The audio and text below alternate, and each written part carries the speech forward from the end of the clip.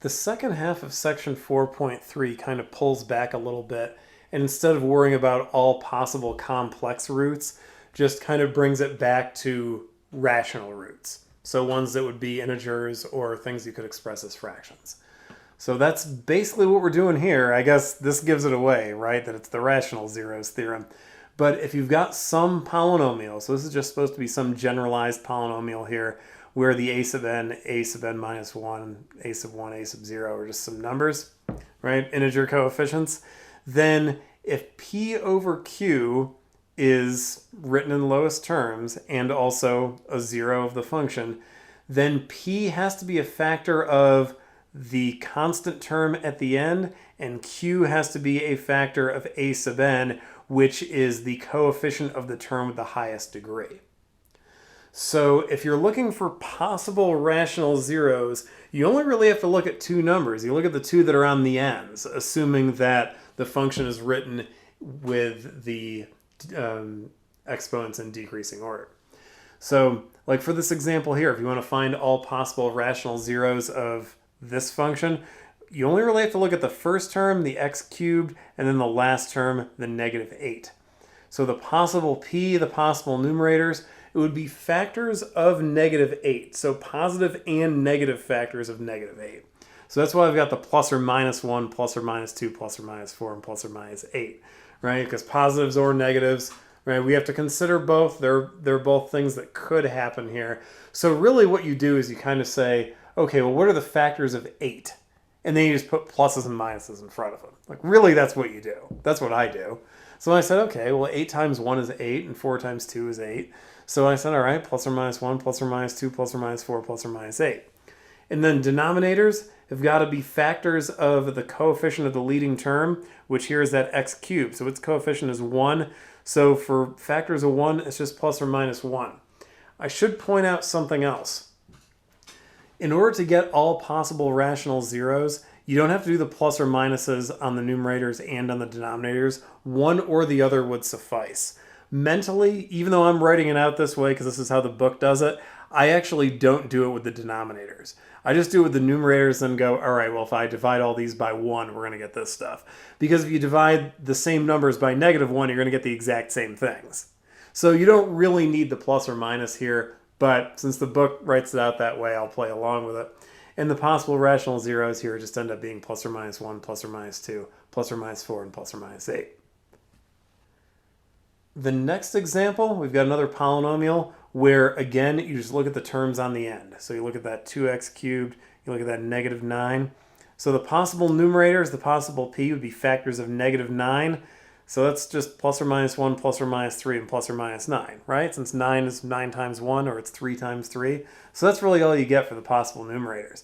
Possible denominators, because the leading coefficient is a 2, you could have 1 or you could have 2. So plus or minus 1, plus or minus 2.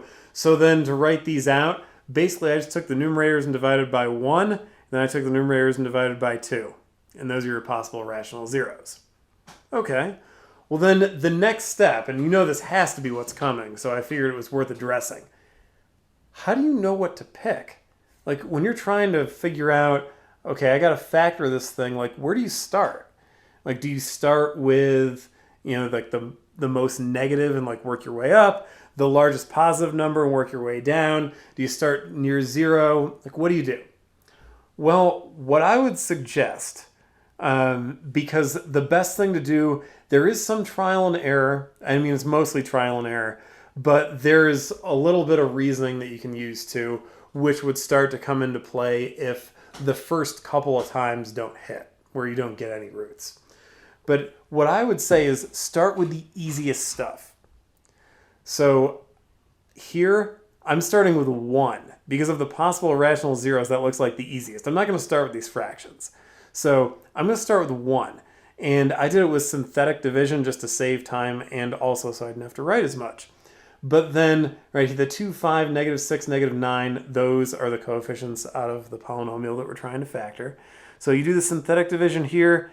You don't get 0 for the remainder. So that means that 1 is not a root, or it's not a 0, depending on which term you want to use for that. So then I said, okay, well then the next easiest thing would be negative 1. Let me try that. -1 actually works. You get a remainder of 0. Good, because then we know that -1 is a 0, so x plus 1 is a factor. So I can rewrite f of x as x plus 1 times what's left over, which is right here. The 2, 3, -9, that's 2x squared plus 3x minus 9. That happens to be something that's factorable, where we don't have to use the quadratic formula or completing the square. And it factors into 2x minus 3 times x plus 3. And there's the whole polynomial factored. So here, this is one where you kind of get lucky early, where one of the simpler zeros that you could pick actually does end up working.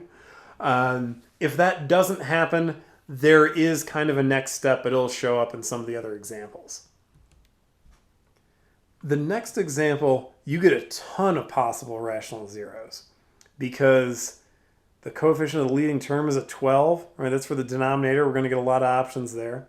Then for the numerator, that's also a 12, so we're going to get a lot of options there because 12 is 12 times 1, or it's 6 times 2, or it's 3 times 4. So we got to consider positives and negatives of all those. So plus or minus 1, plus or minus 2, 3, 4, 6, 12. Same thing for the denominator. This is a lot of stuff.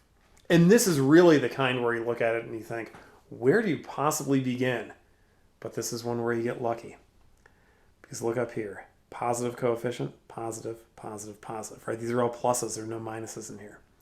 That means that there's no way a positive number could possibly be a 0. Because if you sub in any positive number, you'd have to get a positive out with all these pluses, right? Even if you sub in 1, just, you get 12 plus 40 plus 41 plus 12, right? That's not 0. So that's what's going to happen with every positive number. So because there are all pluses in there, so that I've got that down here, since the polynomial contains only addition, the zeros have got to be negative. So that actually helps a lot because that cuts half of them out right there. And that's not always the thing to look for, but once you get used to these, once you've done a few of them, you start to pick up on these things and you go, wait, if this is what the polynomial looks like, there are certain things that aren't going to work. And I just don't really have to look at those.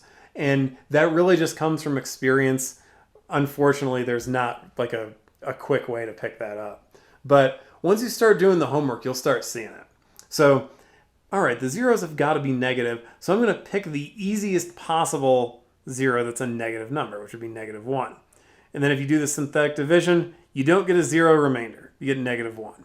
Okay, so that doesn't work. Let me try another negative. The next easiest thing I could pick would be -2, right? So I'm just using things where I've got a 1 in the denominator, basically, right?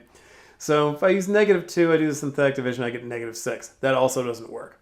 There's something else that's worth pointing out, though, which is these are both negative, but this one is farther away from 0.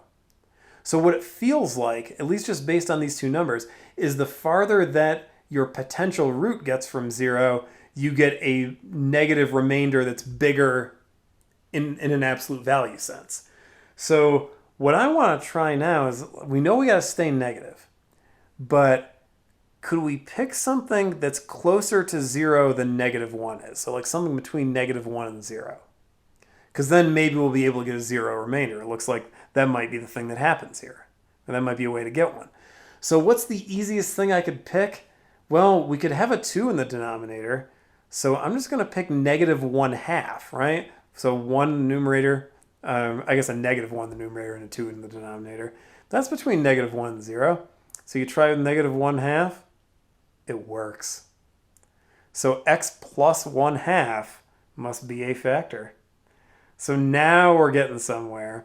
So then we can rewrite our original polynomial as x plus 1/2 times what's left, which would be 12x squared plus 34x plus 24. You can actually factor a 2 out of that since all those numbers are even.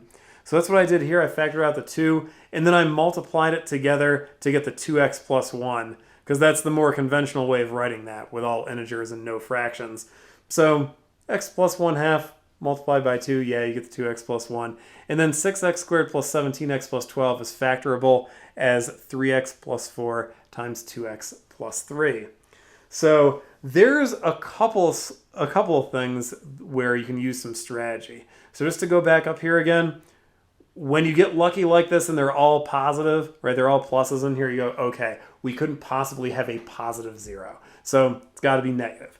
And then on top of that, this maneuver here, where we tried -1, we tried -2, neither of those worked, but it looked like the remainders were getting farther from 0. So we said, well, what if we pulled back our potential root to be a little bit closer to 0? Maybe we can get the remainder to be closer to 0, and then we hit, right? We get one.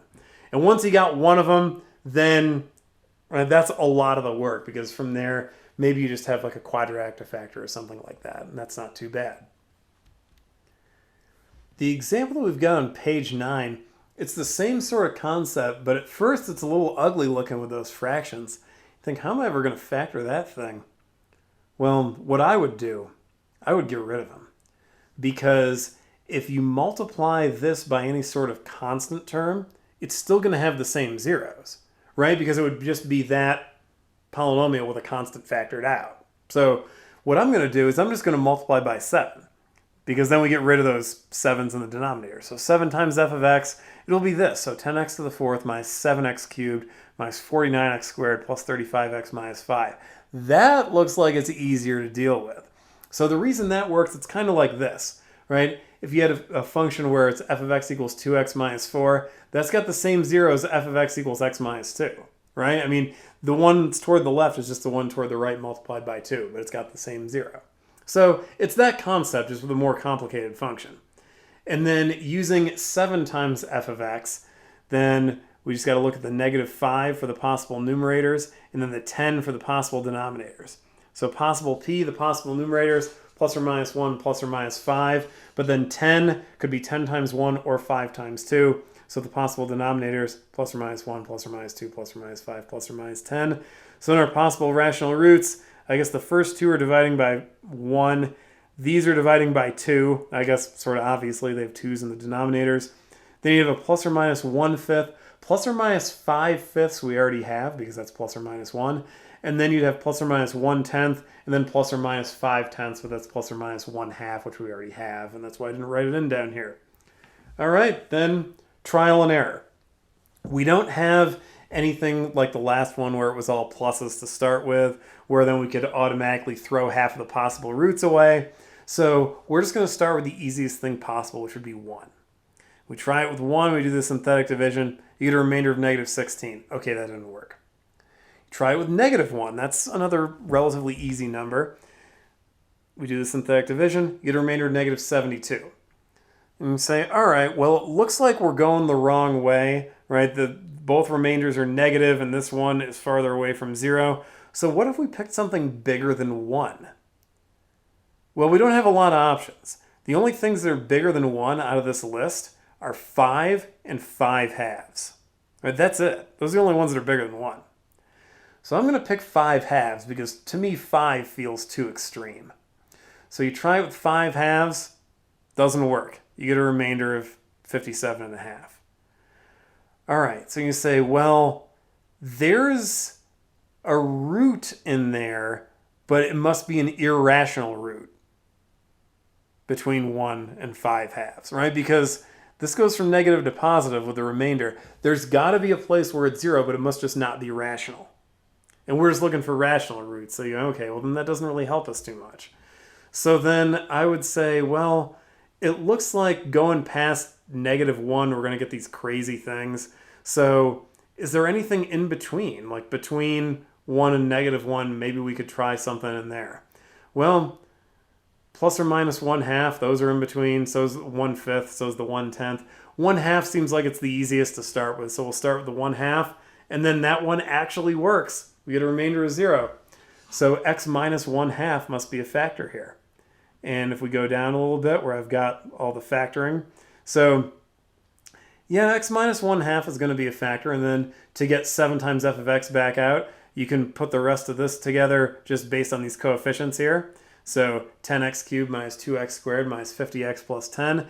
And then I factored out 2 since all these coefficients are even, and then multiplied it back into this first one so there weren't any fractions, which you don't really have to do, but it's the commonplace way of doing that. And then this has 4 terms, so I factored it by grouping. So I said out of these first two, you could factor out an x squared and be left with 5x minus 1. For these last two, you could factor out a negative 5, and that would be multiplied by 5x minus 1. And so then you can rewrite the part that's in brackets as x squared minus 5 times 5x minus 1. And the rational zeros come from the 2x minus 1, the 5x minus 1, and you get the 1/2 and the 1/5. The x squared minus 5 gives you the other zeros, but they're not rational. You'd get plus or minus radical 5, which aren't rational numbers.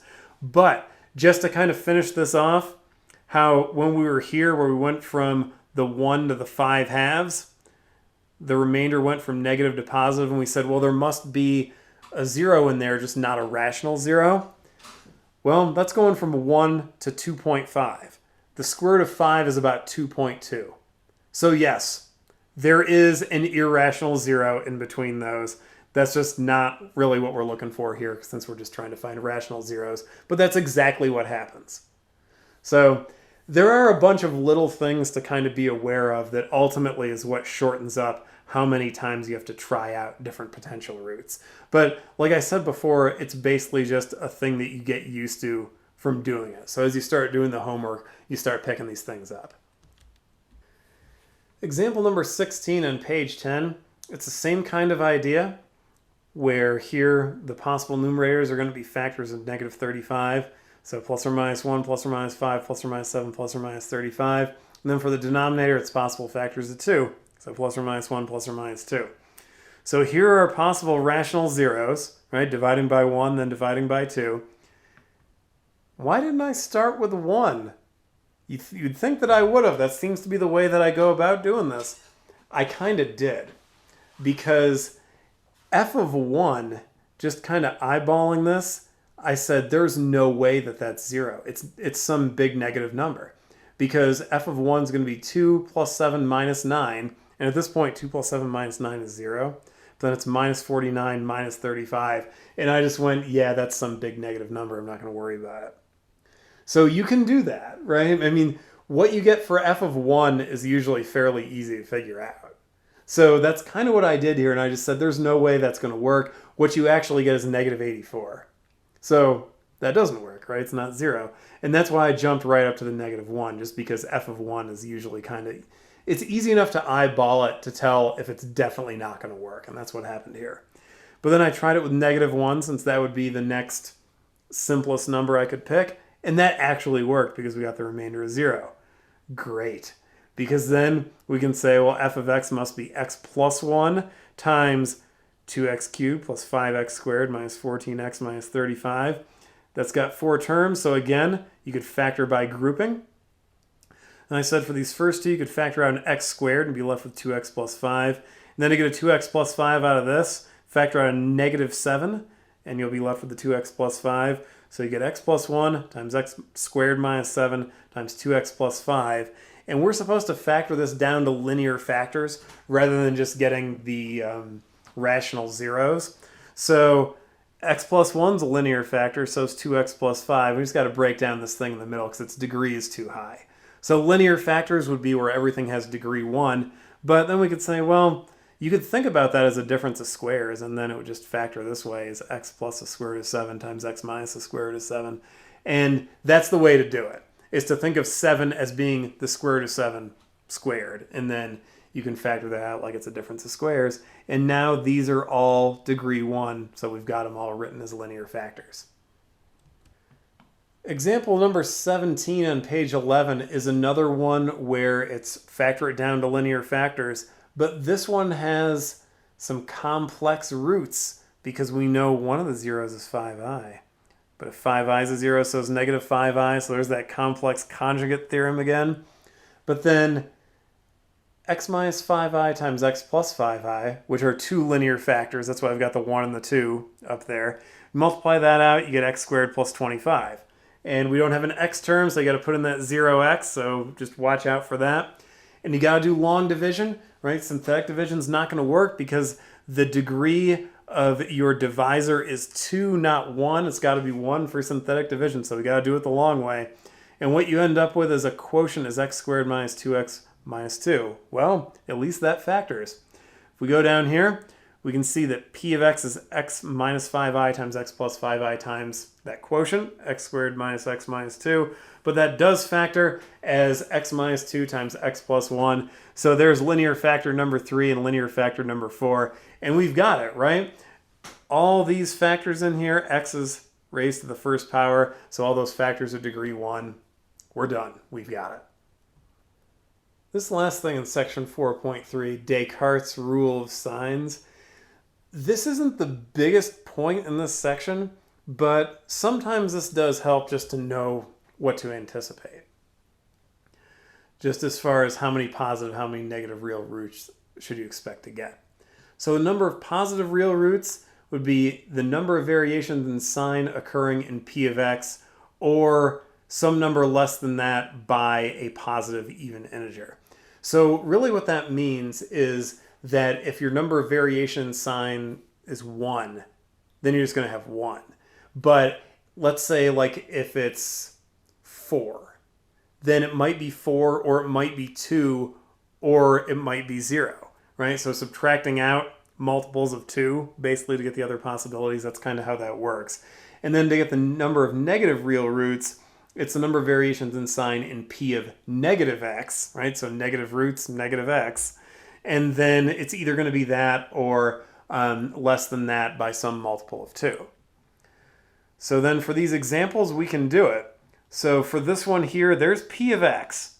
So if you look at it, positive, positive, negative. So there's one switch, but then these other two are also negative. So there's only one variation. It goes from plus to minus right there. So in p of x, you got one variation. So there's just one positive real root, because you can't subtract out a multiple of 2 from that and still end up with a non-negative number, right? Having -1 positive real roots doesn't make any sense. So you don't worry about the negatives here. But then p of negative x, it's this, right? So basically compared to p of x, the signs on the terms of odd degree are going to flip.